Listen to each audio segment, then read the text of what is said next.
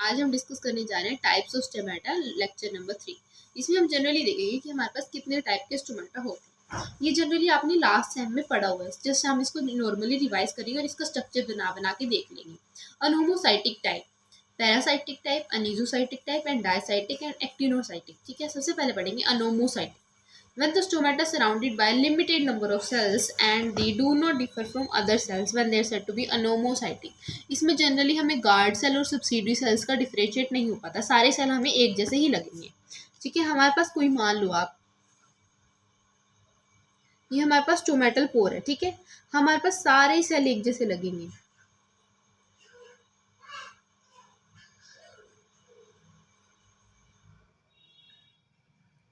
ये हमारे पास सारे सेल क्या लगेंगे, हमें एक जैसे लगेंगे और वो बहुत ही क्या होते हैं, कम होते हैं। ठीक है, कम सेल्स होते हैं। ये ऐसे, ये हमारे पास क्या होगा, इसमें हमें पता नहीं चल रहा कि सब्सिडी सेल कौन सा है, गार्ड सेल कौन सा है। तो ये हमारे पास कौन सा हुआ, सबसे पहला वाला अनोमोसाइटिक टाइप। अनोमोसाइटिक टाइप जिसमें हम डिफरेंशिएट नहीं कर पाते कि गार्ड सेल कौन सा, सब्सिडी सेल्स कौन सा। और ये जनरली क्या होते हैं, लिमिटेड नंबर्स में होते हैं, limited number. Okay, second type का हमारे पास है, दैट इज पैरासाइटिक। ठीक है, पैरासाइटिक में हम देखते हैं, in this case stomata are surrounded by two or more subsidiary cells which lie parallel to the long axis of the pore and the guard cell. इसमें क्या होगा हमारे पास, ये हमारे पास स्टोमेटल पोर है। ठीक है, स्टोमेटल पोर के बाद जस्ट हमारे पास ये क्या होते हैं हमारे पास, that is guard cells. Guard cells present होंगे। ठीक है, और जो सब्सिडरी सेल होते हैं वो इसके बिल्कुल पैरेलल होते हैं। ये सब्सिडरी सेल है, बस ये हमारे पास हो गया। ये गार्ड सेल है,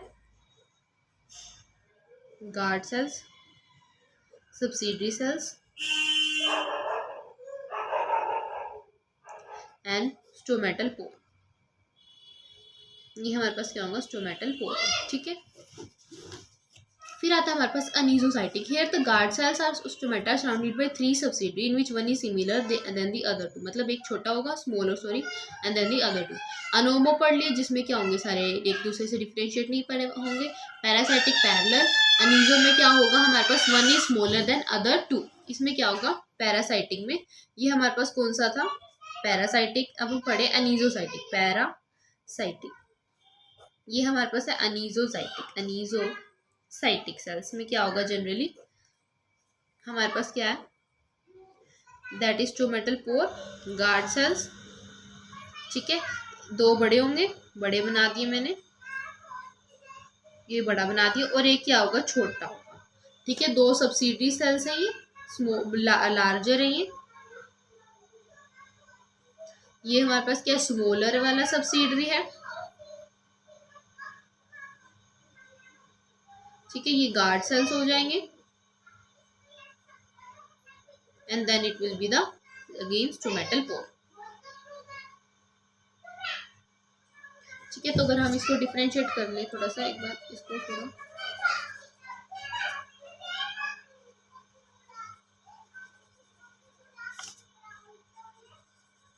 ये हमारे पास स्टोमेटल पोर है जनरल। ठीक है, ओके। अब आता है हमारे पास फोर्थ टाइप का, that is डायासाइटिक।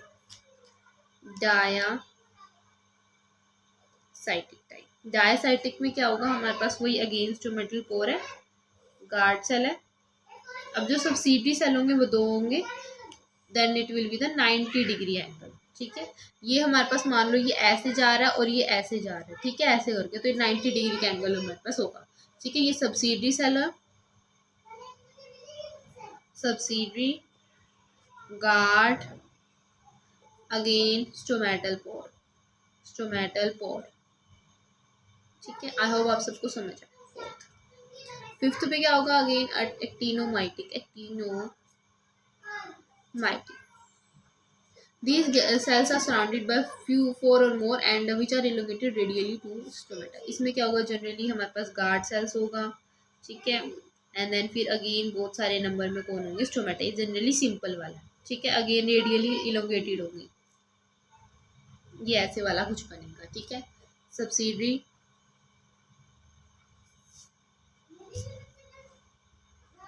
Guard and stomatal pore. ठीक है, आई होप ये वाला आपको टॉपिक समझ आ गया और बहुत आसान है, बस डिफरेंशिएट देखते रहना। हाँ, एक्टिनोमाइटिक में क्या होगा, ओनोमोमाइटिक में, अनोमोमाइटिक में क्या होगा, सारे एक दूसरे से क्या होंगे, डिफरेंशिएटली अरेंज होंगे, हमें पता नहीं चलेगा। पैरासाइटिक में पैरेलली होंगी। एनिजोसाइटिक में क्या होंगे, दो बड़े और एक छोटा। डायसाइटिक में क्या होगा, 90 डिग्री पर अरेंज होगा। एक्टिनोमाइटिक में क्या होगा, जो सारे रेडियली अरेंज होंगे। ठीक है, आई होप आप सबको ये समझ आएगा। अब पढ़ते हैं हम डिस्ट्रीब्यूशन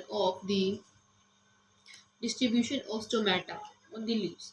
एप्पल और मलबरी में the stomata found on the upper surface of the leaf, under the surface of the leaf. अब लीफ है, लीफ का अंडर जो लोअर वाला पोर्शन है वहाँ पे प्रेजेंट होंगे।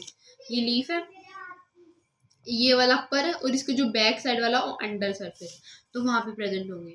पोटैटो में क्या होगा, अंडर में ज़्यादा होंगे, देन अपर मतलब अपर में कम होंगे और नीचे वाले में ज़्यादा। ओट में इक्वल नंबर पे होंगे। ठीक है, वाटर लिली में क्या होंगे, found on the upper surface पे ज़्यादा होंगे।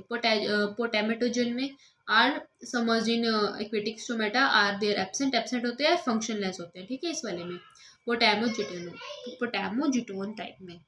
एप्पल में अंडर सरफेस, पोटैटो में अंडर सरफेस पे ज़्यादा होते हैं अपर से, ओट में दोनों में मिक्स होंगे। वाटर लिली में क्या होंगे, अपर सरफेस पे ज़्यादा, और पोटैमोजिटोन में जनरली एब्सेंट होते हैं या फिर फंक्शनलेस होते हैं। अब इनकी डेली मूवमेंट की बात करें, alpha type, potato type, barley type and equisetum type. Generally याद रखना आपको कि ड्यूरिंग द डे ज़्यादा एक्टिव होते हैं, नाइट में क्लोज होता है, तो अल्फा। ठीक है, open during the day and close at night. जैसे सिंपल एग्जांपल पी एप्पल हो गए।